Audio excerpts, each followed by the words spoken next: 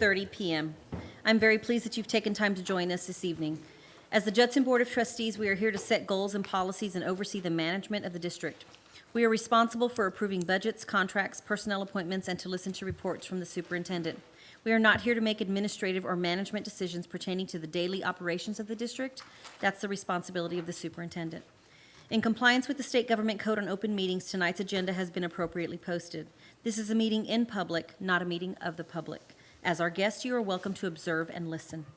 These proceedings are being video and audio recorded and will become part of Judson's permanent legal record. In order that the tape adequately reflects these proceedings, please silence your mobile devices and refrain from talking while others are speaking. Since it is legally mandated that these proceedings are recorded accurately, I may have to ask for order periodically should I notice that disruptions are interfering with our recording capabilities. Once again, I extend to each of you a sincere welcome from the entire school board. Thank you for your interest in Judson ISD.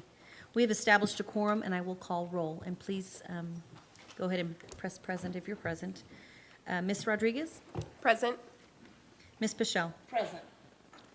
Mr. LaFoille? Present. Ms. Canoyer? Present. Mr. Macias? Present. And I'm Dr. Melinda Salinas, and to my left, we have Superintendent of Schools, Dr. Carl Montoya. Present. Let's see if we can do this.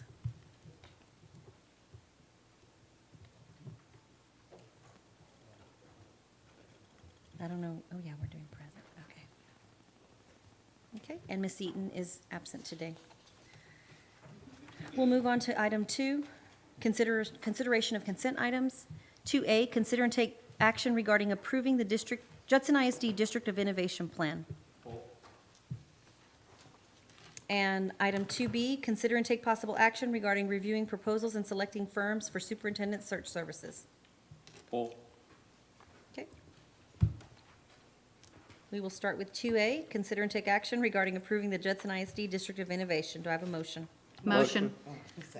Motion by Mr. Macias, second by Ms. Pichelle.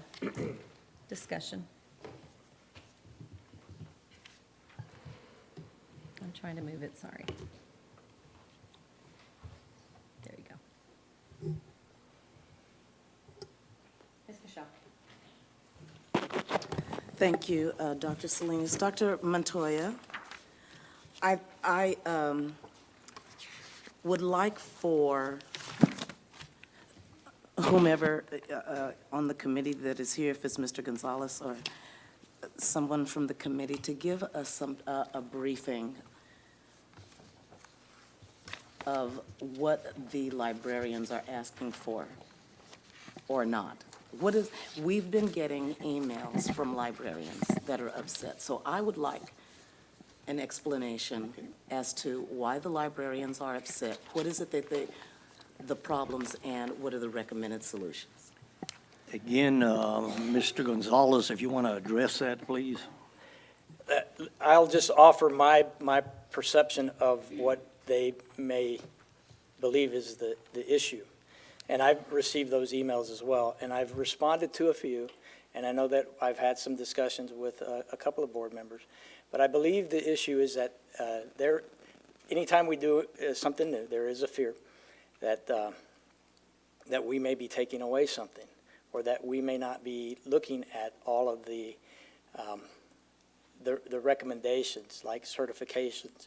And so if you look at the first bullet on the District of Innovation Strategy, I'm going to see if I can pull that up so that everybody can see it. I think the issue is has to deal with certification. And just like we have teachers on alternative certifications, what the district is saying in its ability to use this strategy is that first we're going to look at certifications. Do we have a pool of applicants when we have a vacancy that meet these qualifications? And when they do, I'm not sure what's going on. When they do they fit the needs of the Judson ISD? Do they go through the filters, the application process? And are they going to meet the specific criteria for the application process? Are they screened? And do they fit? And we're going to make every attempt to hire those individuals with the appropriate certification. Sure. Of course. So is the misunderstanding that there are no librarians to be found? I think the misunderstanding is that our first option is going to be to hire people without certification. Without certification? And that's not the case. And that is We're going to not- look at our applicant pool and see what interviews, how they fit the interview process, and if they meet the standard of the Human Resource Department. Does it fit with the community of the school that they're going to go to? And do they have the right certifications or not? And then treat them like we would if we had a vacancy with a teacher that we couldn't find like a K teacher, for instance, or a math or science teacher. So we're not just yanking the carpet out of certifications. We're saying, let's use this analogy. We're broadening the net. We're casting the net to see what else is out there in that talent pool that we may be missing if we do have that shortage that we might see. We're not trying to narrow it and say, we're going to replace you with an aide. We've heard that. Paraprofessionals, it's just going to be a teacher. That's not our goal. Our goal is to find the right fit with the certifications first. If we can't do that, this flexibility gives us the opportunity to broaden that pool, ensure that let them understand that it's not an easy job. Being a librarian is certainly not an easy job. There's more to it than just going in there, checking out books and AV, They do quite a bit more. And so we've had those conversations about the pros and cons. The pro is we cast the net. We have a broader talent pool. What's the con? Because if we don't like who we have, we still have that net that we can cast. We're still looking for the qualified person to come in here and help us instead of a substitute or even work, or just, let's just say this. What if we did just stick a teacher or a para? Are we getting the direct benefit No. of a librarian? And so are there shortages? Maybe, maybe not. Why find out? Okay. Well, maybe you're not the person to explain this, but I would like for somebody to explain, and maybe Mr. Garcia could, or I don't know. This talk about librarians being put on the rotation schedule. That there are some schools that are on a rotation, and I don't know if the librarians think that every elementary is going to go to it. What is the likelihood of, That would be an instructional or okay, so is there somebody curriculum that can? component.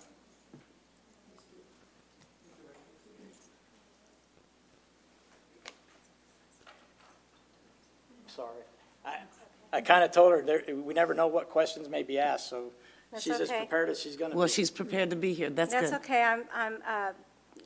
Good evening. Good evening. I'm Michelle Triplett. I am the coordinator for library services and instructional technology for those who I have not yet met. And a member of the committee. And a member of Okay. the committee. Thank you. You're Thank you. So with the rotations, there are some campuses that are on that. And so my understanding with that is that this is my understanding, so if the principal feels like that model best fits the needs of their campus, then that model is being used. So it's And left so- up to the campus principal. So it is a right, not all campuses are doing that, or implementing that. And so that is something that I have learned coming in new to this district. So that, yes. And that is. Elementary, that's elementary. Yes, yes, I'm ma'am. sorry, yes, elementary. Yes, ma'am. And that is due to the size of the campus I that don't the- know, I can't answer that exactly. I don't want to say yes it is or no it's not. I would need to find that information out and get back to you to answer that question. So the way that the library is handled, then obviously at every elementary campus, there's no uniformity. I guess that would be a true statement in that there's two models, so some are on rotation and some are on more of a flex schedule. And so if it's on a rotation, then instead of maybe going to a PE, students go on a regular Sure. schedule right to that. The other is more of an open schedule where teachers have more opportunity there's more time within the schedule for teachers to go in and check out more books, work instructionally, that type of thing with the librarian. So either way, students are getting in, there's two different models, and they just depend upon the way the principal sees the instructional need of their campus and how the Okay. library fits that. All right, so my next question is, in the event, let's say, that a school does not have a librarian, who does the training for the person that is checking out the books, or who's doing the training for that person that isn't certified? Well, in the case now, for instance, there's one campus that has a substitute, and so as needed, then we've had someone help that person, like with my staff here, library processing. They've been able to answer questions as far as checking out books and how to use the Destiny system and that type of thing. So that's what we've done this year for that purpose. Is there programming for, special things like research projects? Is there a certain schedule or program or something that in your office where all of the librarians can say, well, this is what's supposed to happen in March, and this is what we do in January? Is there a uniformity in programming for the librarians? What the librarians do is they work to support the scope and sequence that's within CNI, within that curriculum. And so their scope and sequence would follow along with that. So teachers that are working on specific units, they want to support in that same light. So But that's can how that they do happen, that. though, if they're on a rotation? Say Can that that again, I'm still sorry. Can that same type of programming still happen if they're on a rotation? As much as possible, they're going to try to do that. As much as possible, that's what the librarians would try to do, because they want to be able to work with those teachers. So then they have their set that they would work with, and then as those classes come in, then they would deliver that content to those classes. So there's less time for the librarian to consult with the teacher and vice versa if they're on a rotation. I would say that could be a little bit more challenging in that aspect. Thank you, Ms. Triplett. I appreciate Okay. you. Okay, thank you. Thank you.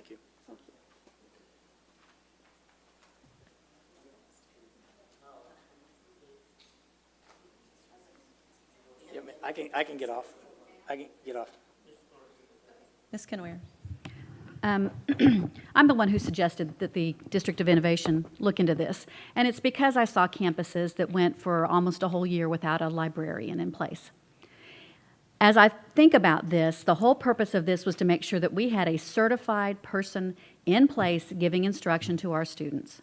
We know that best practice says that we have a certified teacher, not a paraprofessional or a substitute, who can deliver instruction. That's the best thing for our students. So my charge was that we investigate opening it up, because apparently we do have a shortage.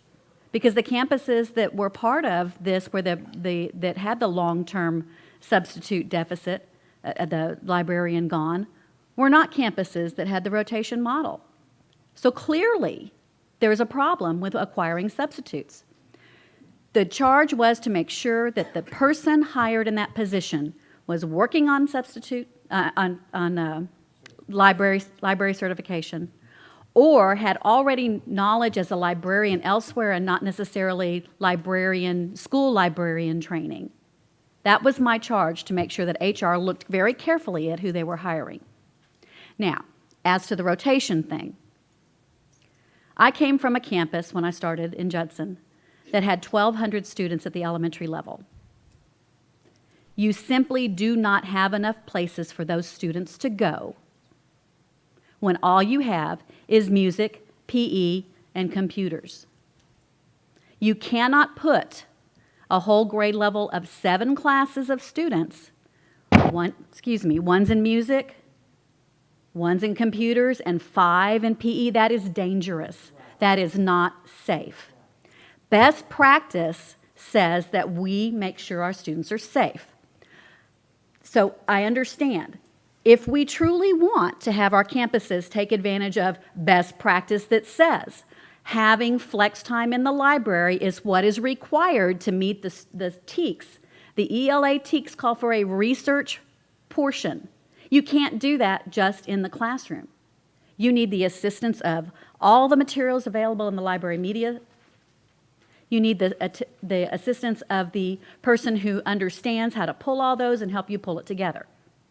So if we want rotations, we have to provide for those campuses that are struggling with places for their students to go so that teachers get their provided by law conference time. We've got to help them with a place to go.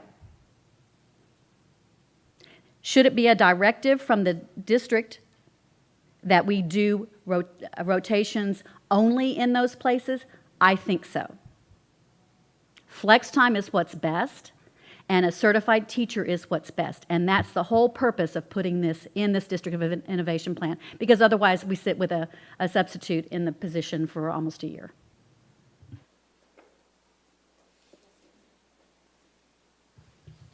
Has there been any work to determine why we're having a high turnover in that area? Ms. Bashal had mentioned that we do not have a high turnover, so the vacancies or the need for, what is the rationale? Yeah, so there, relatively speaking, there's not a high turnover. And I would say typically in the summertime, during your typical hiring season, it's not as difficult to find as somebody who is a certified library media specialist. However, if a vacancy occurs in the midst of the year, typically over the last 2 years, it's been difficult to find somebody who meets the current SBEC criteria. Are we losing librarians for promotional opportunities? Is that why? They have contracts too, am I correct? Just like teachers? And Yes, sir. So if they're leaving mid-year, I mean, isn't there some? We've had some unfortunate circumstances with some library media specialists in the last 2 years that were unforeseen and uncontrollable. So if they're uncontrollable or unforeseen, and it doesn't sound like it's a normal process, we could probably safely say we wouldn't have these problems going forward? But this whole issue is making it seem like we're having a consistent issue. And if it's unforeseen and these things happen, I get that. But it doesn't mean it always happens. So in the last 10 years, when we look at this model, if we can say these last 2 years have been problematic, how were the previous years? Well, you could make the same case for the calendar. I mean, the reason we don't like the calendar, or the reason we're moving the start date, is to do some things, to avoid some things. I think what we're offering is the flexibility to avoid some anomalies that may occur, and to give some flexibility if we don't have that flexibility throughout the year. That's all we're saying is, if it's not available to us, instead of patching it up with a sub, let's see what, again, our first line of, our first stance is to hire the certification. All we're saying is if we continue to experience some of these anomalies and occurrences over this next period of time with the District of Innovation, because the request came from the board, does this help us in a way that will keep us from having those issues or that we can't foresee? And so that kind of helps us Mr. Macias. I don't Well, know if that answers your question all the way. Kind of, it's not a Band-Aid, it's kind of a fix for, I'm a big stickler about data and what the trends look like. We don't make decisions without that. It has to be part of the equation. And so I can definitely see the need for positioning us to be prepared to fill these positions. My only concern, though, would be that there's not a call to action within the document that mandates that certification be acquired within a timely time frame. I don't want to put professionals in there. I mean, teacher certifications, I did notice, is on there, and that's fine. But the certification to be a librarian, I'm assuming, is different, or is it, yeah. So if it's different, if we put someone in that role, we don't want to leave someone that's not going to pursue a certification as a librarian. So I would be comfortable if the language was changed to include must have a librarian certification within 1 year, or vacate. Yeah, add a timeline. Look at 21.053, that's exactly what it says. A library, requires a library. But this District of Innovation would change that. That's the current statute right now, the TE, to Texas Education Code. That's the current statute. That's why they can't change it. But since we're a District of Innovation, we have these rebuttals that we can put through. And so in our status, adding that in the language would satisfy my concerns about not looking for the appropriate talent. Because you start off the paragraph by saying the expectation is to maintain employee certification in that area. So I know it, we know it, the goal is to put somebody as a certified librarian there. But it doesn't say in the event that we can't, we're going to fill it, but it doesn't say ultimately we want them to have a librarian certification. So that would be my mandate, that they'd have 1 year, they are perhaps in a program. So we do type of support for teachers who are going through alternative certification programs. That's what I would like to see in this, and I think I could work with it if that's a stipulation.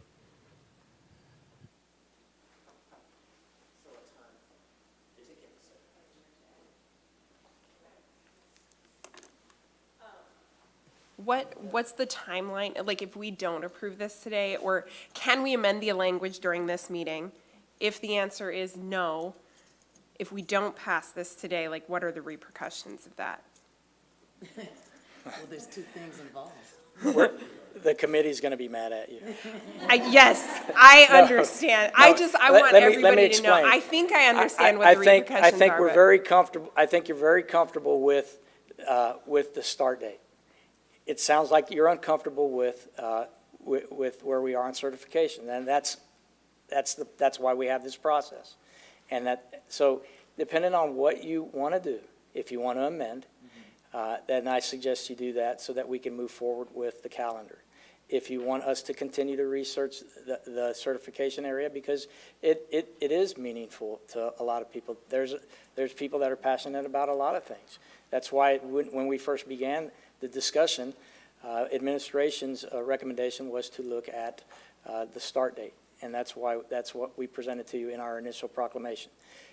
However, so we can continue to have those discussions. I think it's opened a great dialogue between human resources and our library media specialist people, so that we can continue to see what our needs are and discuss those. So we've talked about things in the committee about job descriptions, about hiring processes. So that's what this committee has opened the door for. So maybe there's some other areas we need to bring to committee once we start looking at this process. So amending it is not a bad thing.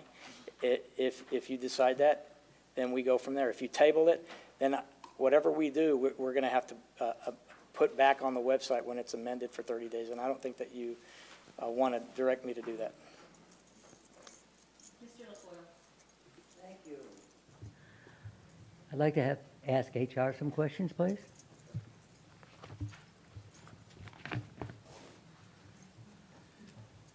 This year, you lost 3 librarians right now, didn't you?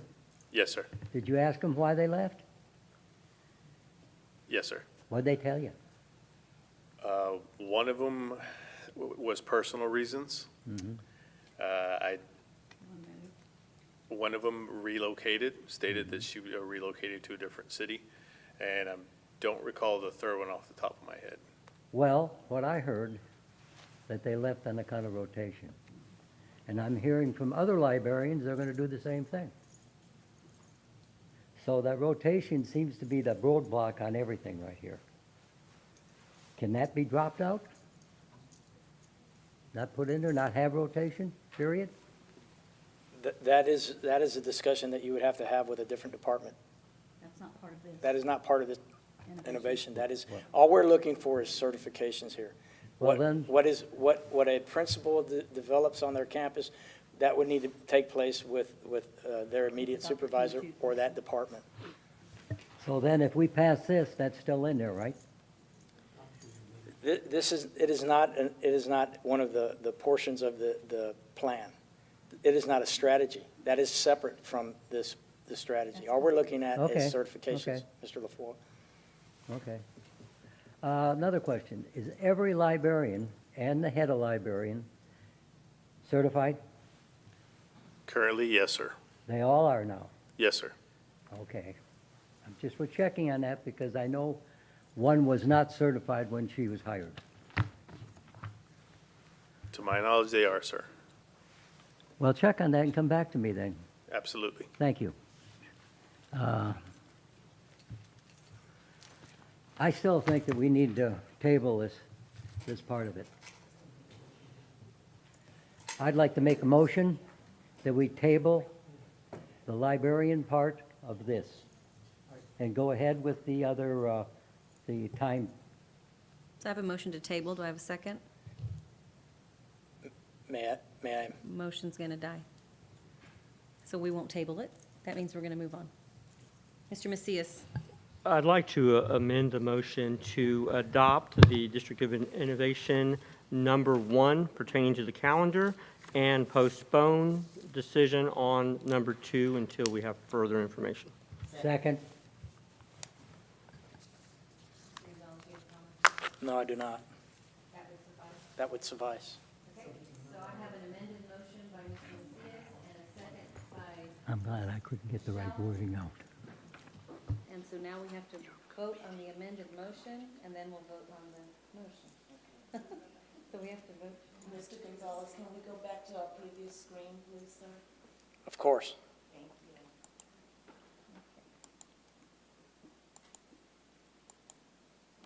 So we're voting on just the amended motion right now, to amend the motion.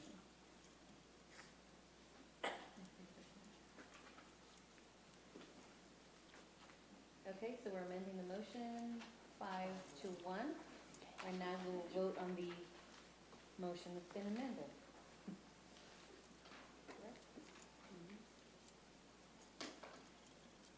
To proceed with, you want to say it one more time, to proceed with Part one. of the District And Innovation continue Plan. conversation on part 2. And postpone. Motion carries 6-0. Before we leave this agenda item, I'd like for the District of Innovation Committee, who spent some long hours eating junk food and listening to me, if they would please stand up if they're here today.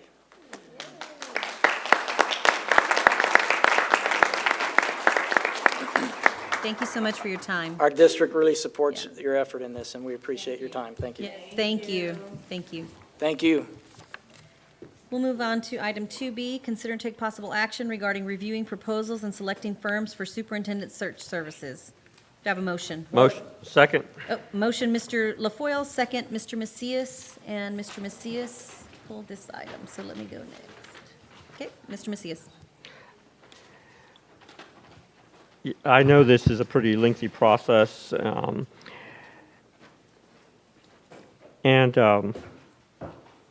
I guess, Dr. Salinas, what does our timeline look like now? I just wanted to kind of reaffirm where we are on that. We had originally talked about having presentations on the 9th. Is that correct, Ms. Holmes? On April the 9th. And so we just wanted to provide an opportunity to have discussion right now. Doesn't mean we need to select anybody, because I believe we have another meeting, April the 4th, Budget Committee meeting? No? No, 20, Oh, never mind. Otherwise, we'll need to call a special meeting to then notify the firms to present on the 9th. If we don't do that tonight, it will just call for a special meeting where we can actually make those decisions for presentations on April 9th. Just very quickly, 20 pieces of information to 20 groups were sent out, and these are the 7 that you see in front of you that responded completely with the requirements to let you folks select the one you want. Mr. Macias, were you gonna say something? So just so I understand, the reason for the pulling the item was just to clarify the dates. It does say April 9th, so is that, are we going to have an additional meeting on top of the April 9th? For any interviews, was it the 4th, or is it just on the 9th? No, just on the 9th would be presentations from firms that were selected. And so the selection would be that same day? Oh, they have to be prepared to present it. Yes. Select the top one. Would we select? Yes, we would select on the 9th. the firm on that night. That's all, I just want to make sure that all of that was the After expectation. presentations, yes, we would be able to select a firm.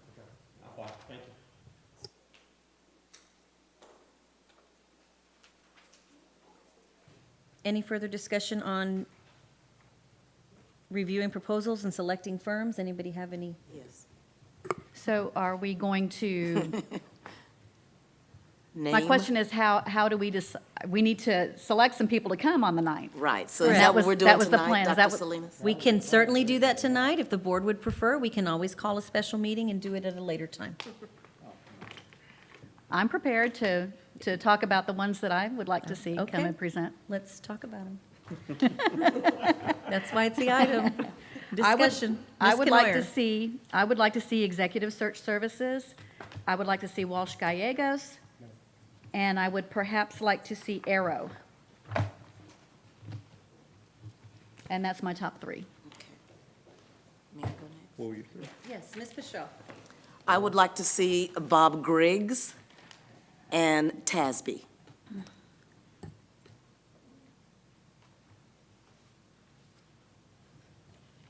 Anybody else have comments? Arrow, Walsh Gallegos, Tasby. Arrow, Yeah, Arrow, and you said Tasby also, Ms. Canoyer?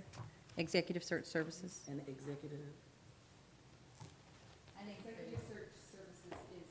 Tasby. Oh, okay. Thank you. So you said Tasby and Arrow and Walsh Gallegos.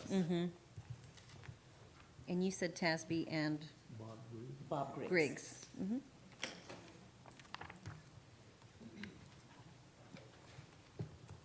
Anybody else have comments about any of them? I think the accumulated 4 that people have mentioned were the ones that I was considering. And again, that'll be good because I think through Betty's office, we can go ahead and have her contact the 4 to set the goal being to present on the 9th, right? And then that evening, you can select who you want.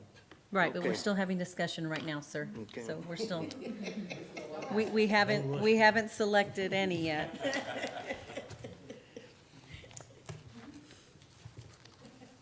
Mr. LaFoille or Mr. Macias? I'm satisfied with the ones that were selected. There are 7 there. We picked 4. I think any of the 4 would be adequate. Mr. LaFoille?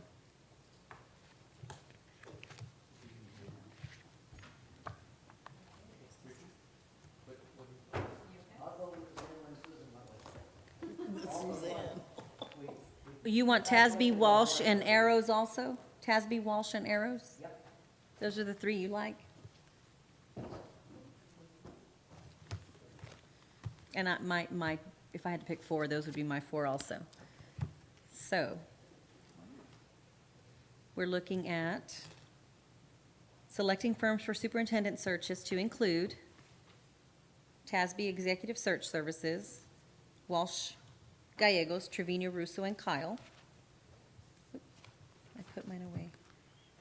Arrow Educational Services Incorporated, and Bob E. Griggs and Associates. Is there any further discussion?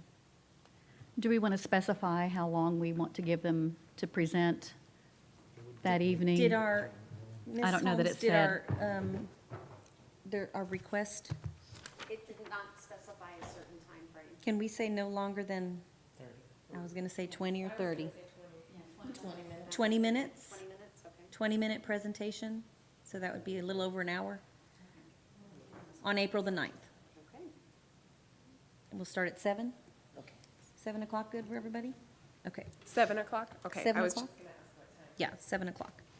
Okay, if there's no further discussion, we'll proceed to vote. We're voting on Tasby, Walsh Gallegos, Arrows, and Griggs. Bob E. Griggs and Associates, excuse me.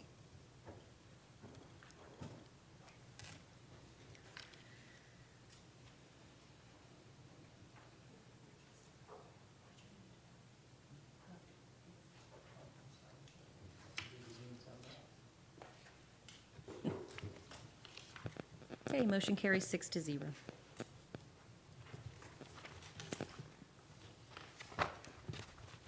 Oops.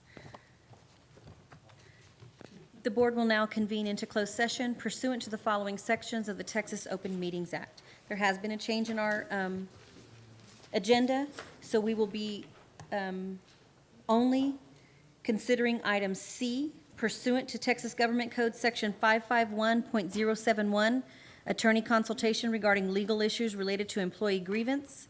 D pursuant to Texas Government Code Section 551.074 and 551.082, hear and consider Level 3 employee grievance filed by Elisa Husak. E pursuant to Texas Government Code Section 551.071, attorney consultation regarding legal and procedural issues related to proposed non-renewal of the term contract of Judson Early College Academy principal. And the time is 7:08.